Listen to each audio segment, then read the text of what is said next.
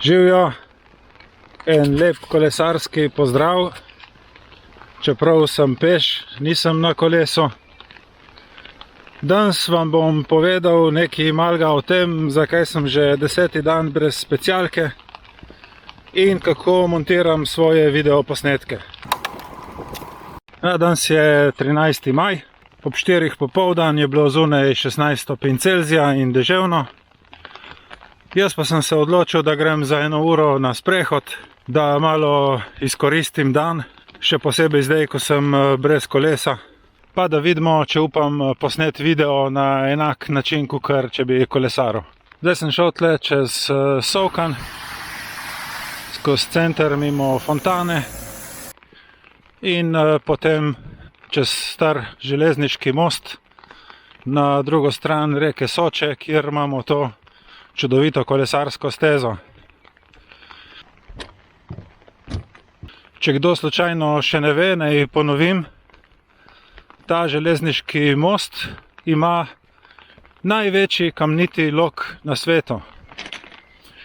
Predvsem zahvaljujoč temu, da je bil zgrajen v tistem obdobju, preden so začeli delati večje betonske mostove.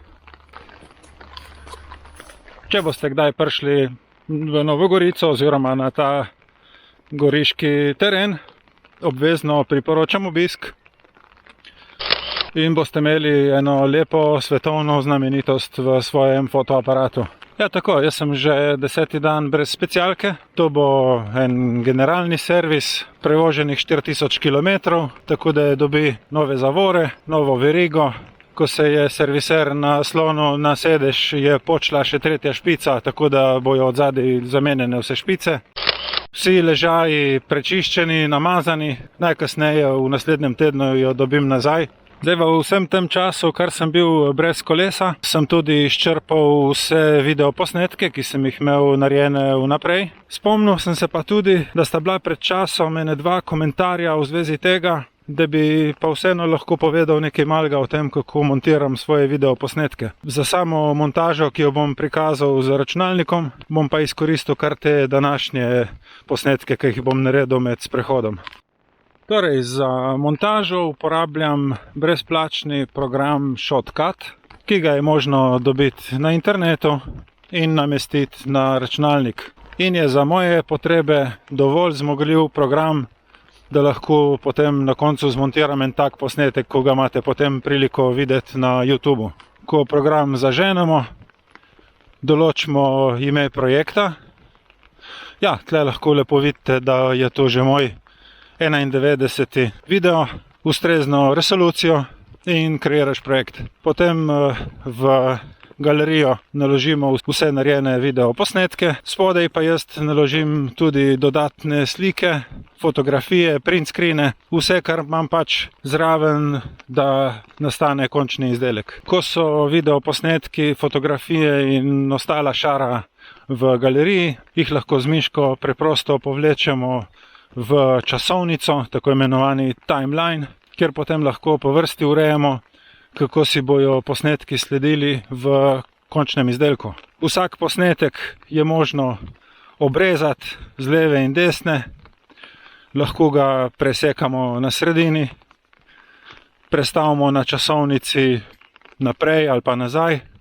Jaz pri tem ne kompliciram, posnetke zlagam enega za drugim in skoraj ne uporabljam tistih prehodov, čeprav program omogoča tudi to, da se prelije posnetek iz enega prizora v drugega in podobno. Program ima precej teh variant, tudi precej različnih filtrov, ampak načeloma jaz vztrajam pri geslu manj je več. Manj ko kompliciraš, boljši izpade. Pri vsakem videu posnetku je možno ločiti zvok proč od slike, tako da potem lahko tudi posamezne kose istega videoposnetka zamikamo levo in desno po časovnici. Seveda imamo lahko več časovnic, pri čemer je treba upoštevati, da se v končnem izdelku vidi tista slika, ki je na najbolj zgornji časovnici. Pride pa tu dostikrat prav za vstavljanje kakšnih napisov ali pa mogoče za vstavljanje slike v sliko in še za razne druge finte. Zdaj, samo montažo je treba načrtovati že med snemanjem videa, ker drugače se lahko zgodi, da bomo imeli en kup materiala, ki ga pa na koncu ne bo možno spraviti v en dober video. Jaz sem ubral tak sistem, da vse tiste vsebine, ki jih povem direktno v kamero, precej od blizu, zato da imam dovolj dober zvok.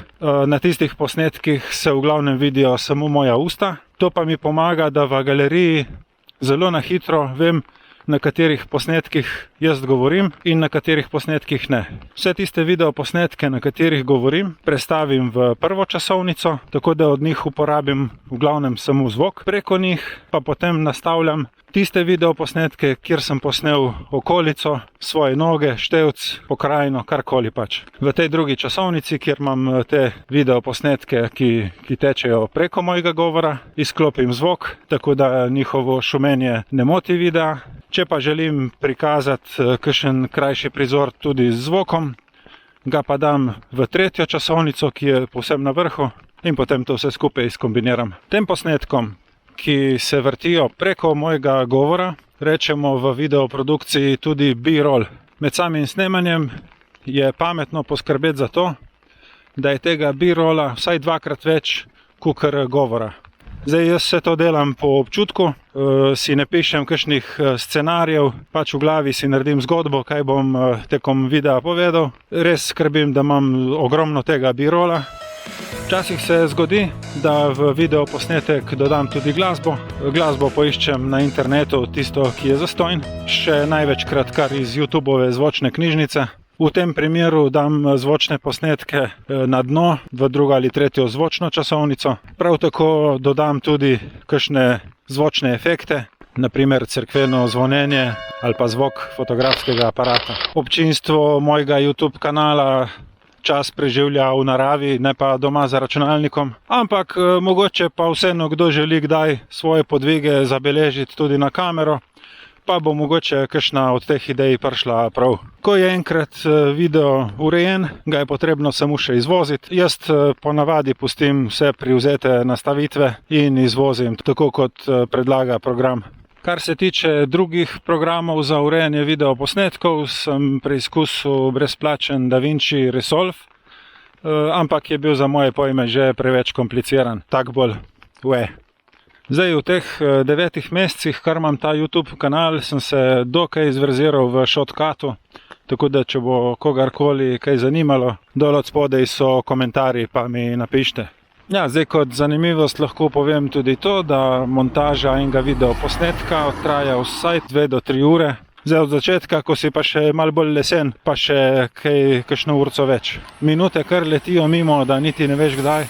Ja, tako, tle sem se zdaj vrnil v Solkan. Ta sprehod imam zabeležen na Stravi, link je od spodaj v opisu videa.